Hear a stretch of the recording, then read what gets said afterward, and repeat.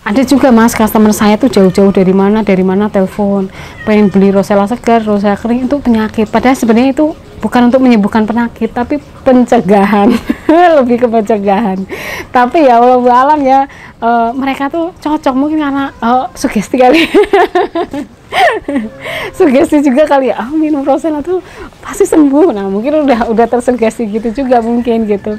Jadi kadang ada beberapa customer tuh bilang, oh makasih Bu Yun, saya minum rosella kok enak ya, badan saya seger ya gini, terus bapak saya sakit gini kok saya sembuh ya gini ya, alhamdulillah saya bilang berarti cocok gitu.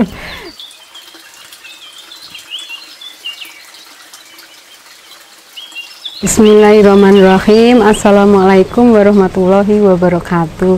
Perkenalkan, saya Wahyuningsi, biasa saya dipanggil dengan Yuyun.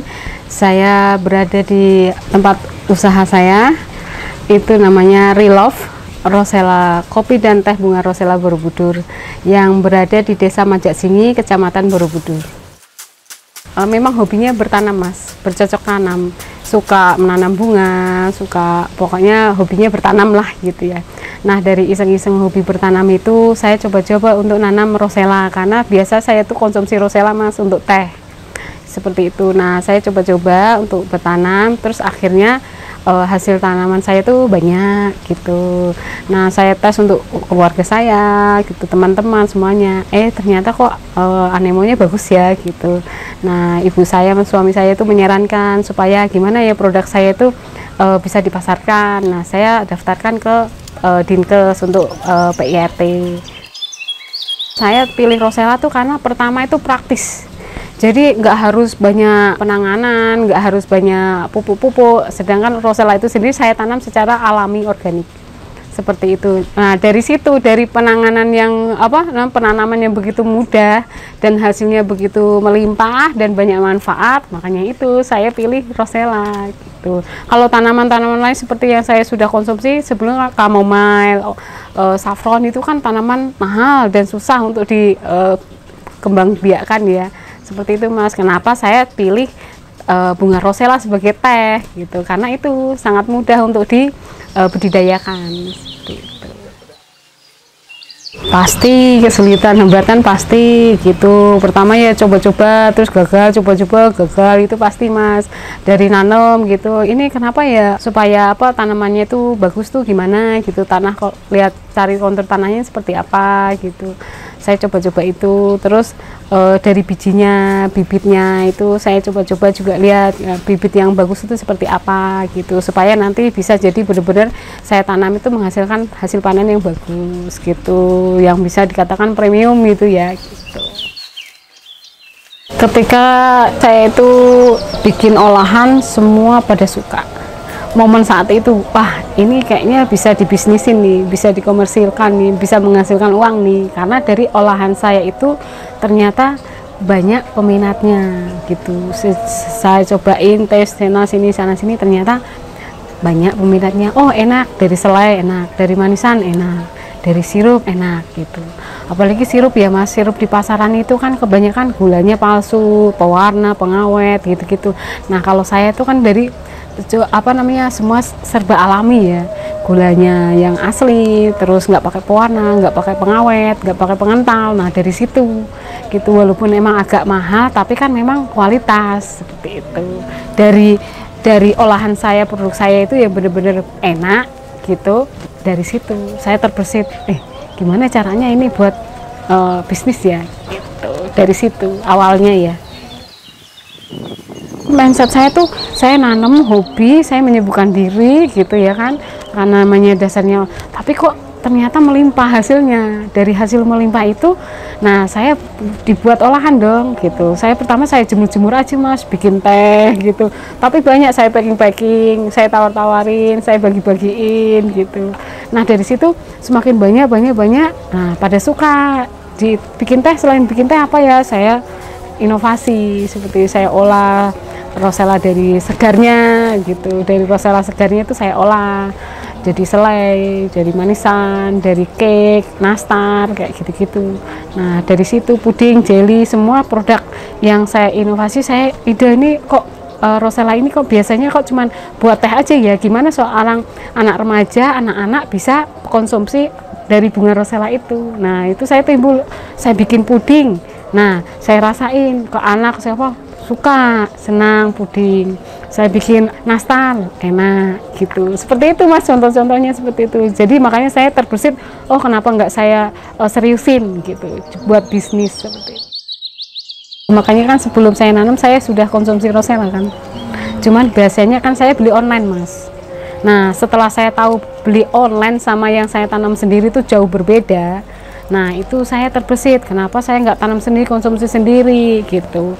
Karena yang saya tanam, saya beli online tuh beda. Kalau beli online tuh biasa tuh di oven, antioksidannya udah hilang ya, udah pudar, terus warnanya nggak ngejreng merah gitu, seperti itu. Jadi udah itu juga saya ngerasa aromanya itu bukan aroma asli rosella, mungkin karena pestisida ya, nggak organik ya.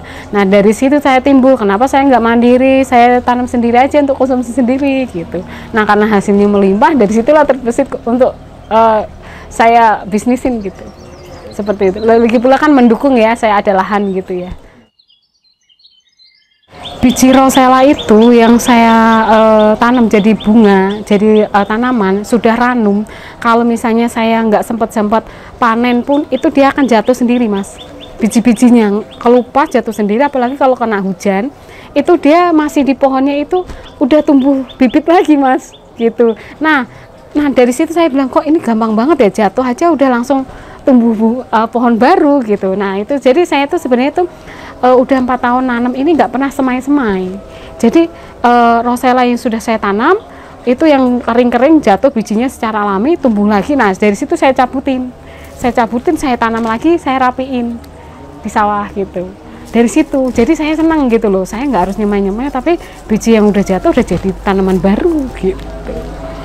Nah tanaman yang biji yang benar-benar saya olah, saya jemur, itu yang saya jual bijinya, saya olah jadi kopi juga, seperti itu. Nah saya nanamnya lagi itu dari tukulan yang sudah jatuh itu.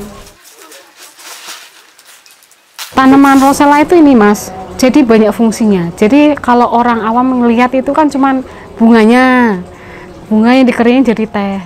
Nah kalau di saya sendiri, dari rosella itu dari daun, terus bunga, cangkangnya, bijinya, serta pengolahan, berbagai macam pengolahannya itu semua ada nilai komersilnya, seperti itu.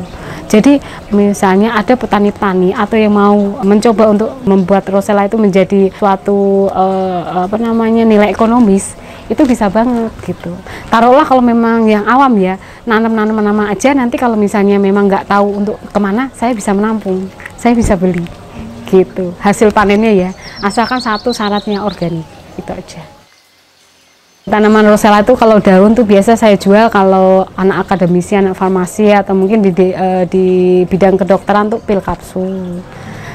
Nah kalau misalnya bunga rosellanya yang kelopak merah itu selain buat teh, itu biasa untuk untuk sirup, manisan, puding, seperti itu. Tapi kalau di dunia kecantikan buat masker, biji kopinya juga itu bisa buat ulur, bisa masker, seperti itu. Banyak anak mahasiswa riset ke sini untuk bikin masker obat, untuk bikin ulur kayak seperti itu dan sebagainya. Untuk tata boga ya, anak tata boga juga itu untuk pewarna alami untuk makanannya itu.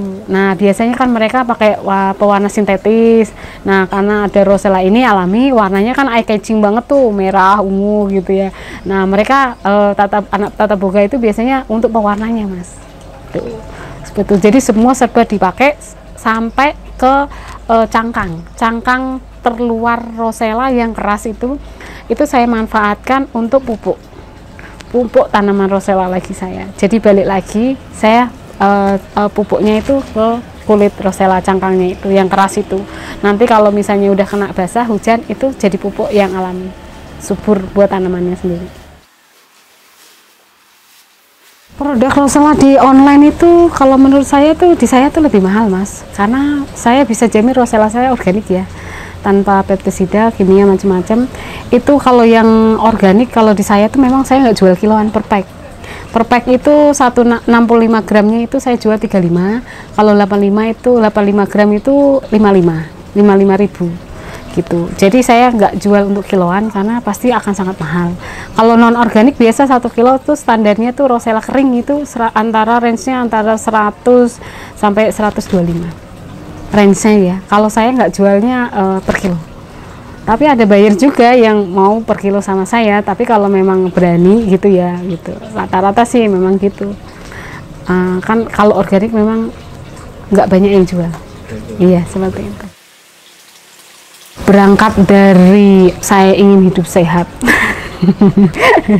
Saya ingin menyehatkan generasi bangsa ya, untuk kedepannya ya, untuk sekarang itu saya pengen sehat, karena yang sudah-sudah tuh saya ngelihat itu kok tanaman sekarang kok ini ya bagus-bagus, kayaknya kualitasnya bagus dari segi mata lihat gitu, kok bagus, rasa bagus, tapi kok banyak sintetis, banyak kimianya, banyak suntikannya. Nah dari situ kan dari situ kan bisa dilihat akibatnya, penyakitnya banyak gitu, menimbulkan banyak penyakit macam-macam. Nah saya itu pengen mengajak masyarakat itu untuk mengkonsumsi hal yang baik, yang sehat, yang alami. Nah berangkat dari situ Mas, saya lebih fokus mau yang sayuran, buah-buahan, atau produk saya tuh kalau sebisa mungkin saya organik gitu, walaupun nggak sebegitu bagusnya gitu, tapi itu organik gitu. Biasanya kalau lingkungan yang banyak sawah ya, maksudnya yang sawah basah itu kan biasanya kan kanan kiri lingkungannya kan non organik semua ya.